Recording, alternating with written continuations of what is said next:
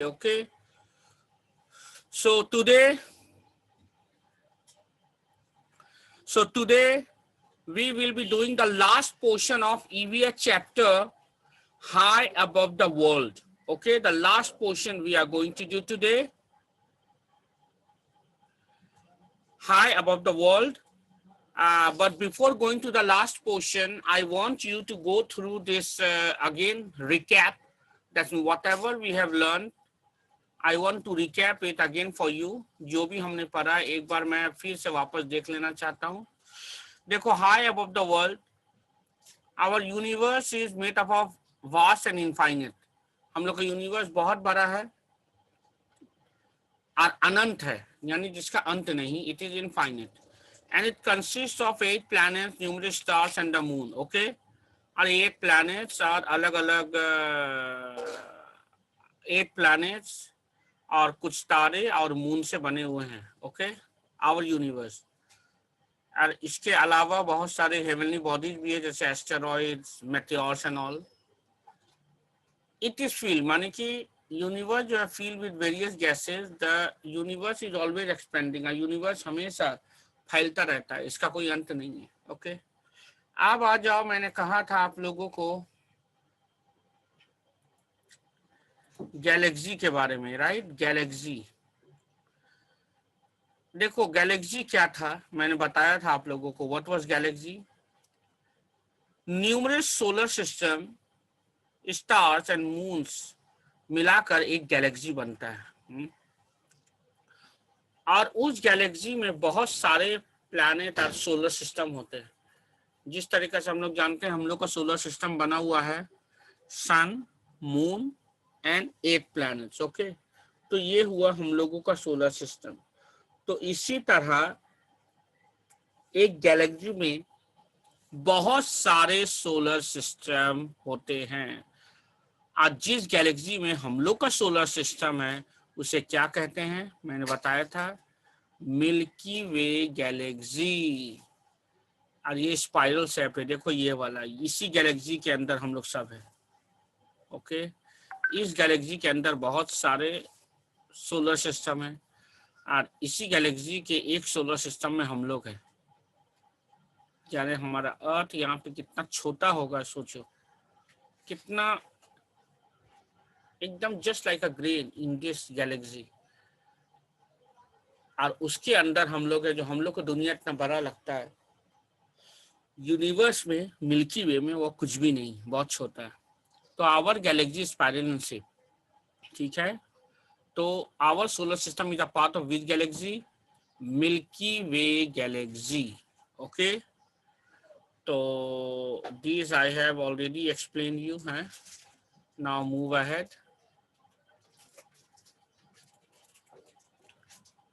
अब हम लोग आगे चलते हैं. अब मैंने ये भी बताया था कि स्टार्स, ओके, स्टार्स के बारे में क्या बताया था. स्टार्स की अपनी रोशनी होती है. स्टार्स बहुत बड़े होते हैं और अनगिनत होते हैं. अनकाउंटेबल स्टार्स आते हैं, ओके, इन द यूनिवर्स. और they are made up of gases. और ये स्टार जो है, सितारे जो हैं, किससे बने होते हैं? Gases, hot burning gases. And because they are very hot and they have the made up of gases, they have their own lights and they appear small. मैंने बताया था they appear small. Why small? Because they are very very far from us. And मैंने कहा भी था कि the temperature or size of a star, temperature और size एक सितारे का तय करता है उसका ब्राइटनेस. ओके, एक तारा कितना ब्राइट है ये क्या तय करता है? ये 2 फैक्टर, एक टेम्परेचर, तापमान, और दूसरा साइज, उसका आकार. अब आते हैं सन पे. तो मैंने क्या बताया था? Sun was also a very big star. Sun कुछ नहीं, बस एक तारा है. सन भी एक सितारा है और ये तारा एक ऐसा तारा है, यानी कि सन, जिसे हम सन कहते हैं, It is just a star, and and it is the head, and sun is the head of our solar system. It is the star, and it is the nearest star to the earth. Sun is the nearest star to the earth. Okay. Sun is the biggest star in our solar system. हम लोग के solar system में सन सबसे बड़ा सितारा है. It gives light and heat to all the planets. और आप सभी को पता है कि सन की वजह से ही हम सब जी रहे हैं. सन नहीं होता तो ये अर्थ भी नहीं होता. If the sun would have been not there, there would have been no life on our earth. It is the source of all energy on the earth. सारा एनर्जी का सोर्स ये सूरज ही है. You can see this sun, how huge, big ball of fire, how bright it is. देखो, without sun, there would be no life on earth. सन के अलावा अगर सन ना रहे तो अर्थ में there would be no life. अर्थ पे कोई जीवन नहीं बचेगा. ओके. तो ये मैंने सन के बारे में बताया था. अब पोल स्टार के बारे में मैंने बताया था. ध्रुव तारा जिसे हम कहते हैं. It is found directly above the north pole. और ये ध्रुव तारा जो होता है ये अपना जगह, अपना पोजीशन कभी नहीं बदलता. और ये सबसे करीबी तारा रहता है जिसे हम लोग हमेशा चमकते हुए देखते हैं. और ये हमेशा हमारे सर के ऊपर मंडराता रहता है. सबसे पहला, सबसे आखिर में जो दिखाई देता है वो पोल स्टार होता है. ये मदद कैसे करता है नेविगेशन में? It helps in navigation of ships and other vehicle. ये पोल स्टार ही जहाजी लोग को जहाज चलाने में मदद करता है, उन्हें डायरेक्शन बताने में मदद करता है. It does not change its position in the sky.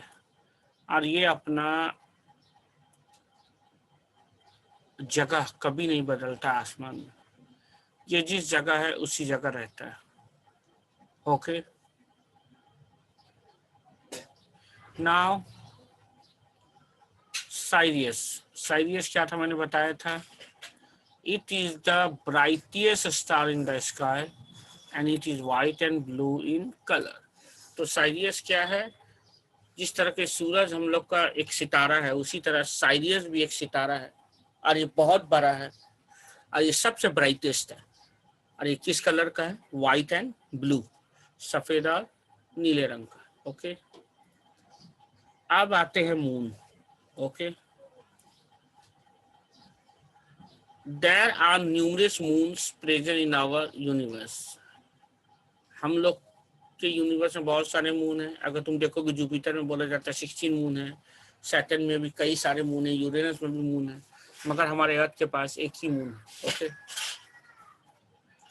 तो our planet earth has only one moon. और मैं बता दो, मैंने ये भी बताया था कि आप चांद पे अगर सोच रहे हो रहने का तो no one can live at in the moon because it has no air and water. चांद पे कोई भी हवा या किसी प्रकार का पानी नहीं होता है चांद पर. ओके. तो it does not have its own light. और उसका अपना लाइट भी नहीं होता है. But it reflect the sunlight. Sunlight से अपने रोशनी लेते हैं और उसी की मदद से ये चमकते हैं. इसका अपना लाइट नहीं होता है. ओके. अब सरफेस, इसका भूमि कैसा होता है? The surface of the moon is made up of rocks, mountains, plain and craters. मैंने क्रेटर्स के बारे में बताया था. ये बहुत बड़ा बड़ा गड्ढा होता है, बहुत बड़ी बड़ी गड्ढे. Okay. These are called craters. तो मैंने कल तक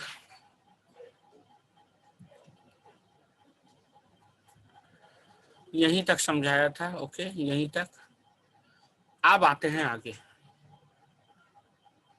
now let's move ahead.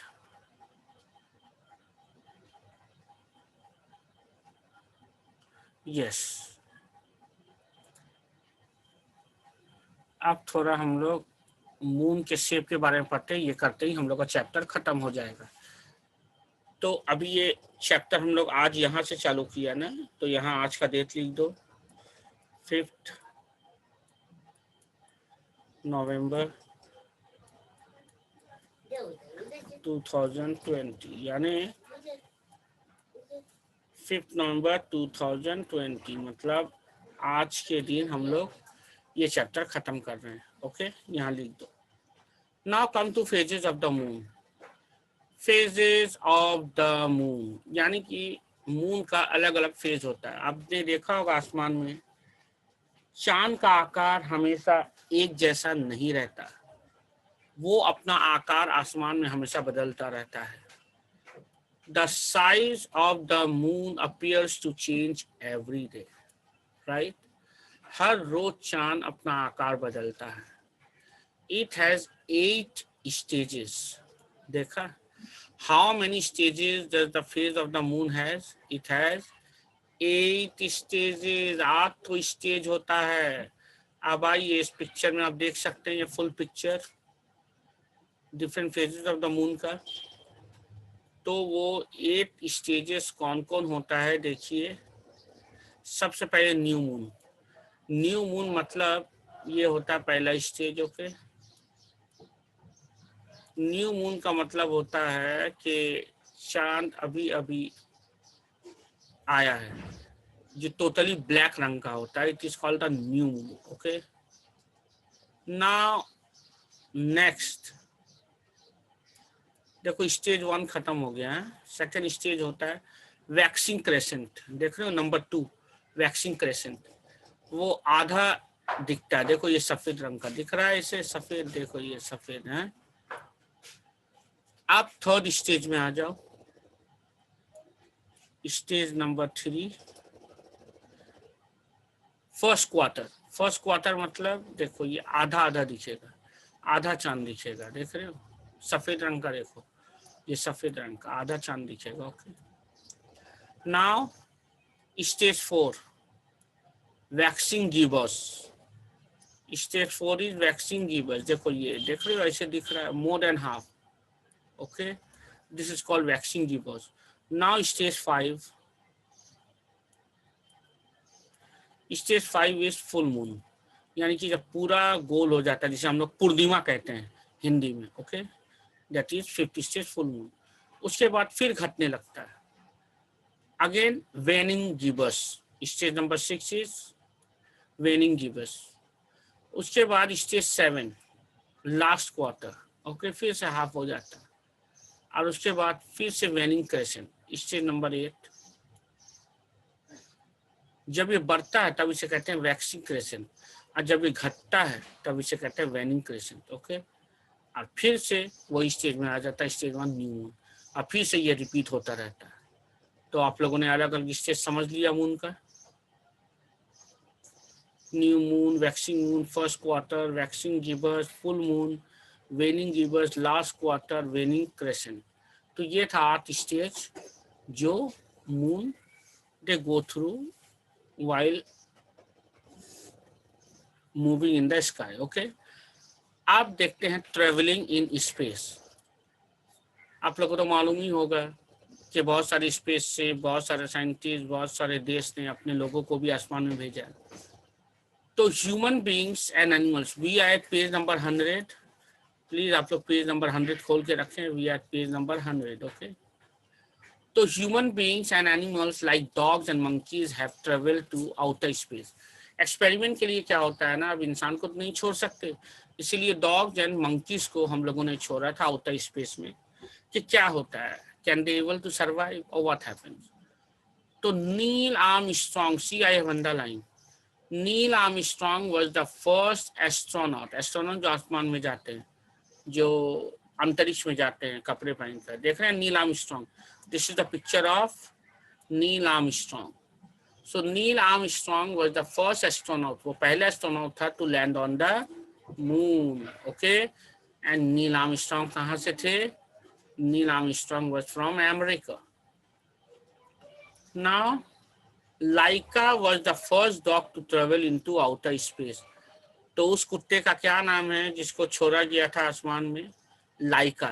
Can you see? I am circling Laika.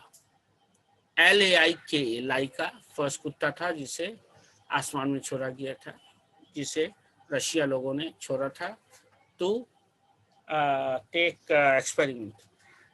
Albert 2 was the first monkey to travel into outer space. और एल्बर्ट 2 पहला बंदर था जिसको अंतरिक्ष में छोड़ा गया. तो पहला डॉग लाइका और पहला बंदर एल्बर्ट 2. ओके, ये सब याद रखना आपको. And I have finish the chapter today. और आज ये चैप्टर खत्म हो गया ना, तो ऐसे टिक करो, यहाँ लिखो फिनिश्ड, FINISHED, फिनिश लिख दीजिए. और आज का डेट लिख दीजिए 5 नवंबर 2020. ओके, 2020 यानी मैंने आज ये चैप्टर खत्म कर डाला. High above the sky chapter 13 मैंने खत्म कर डाला. Okay, I hope all of you have understood this chapter.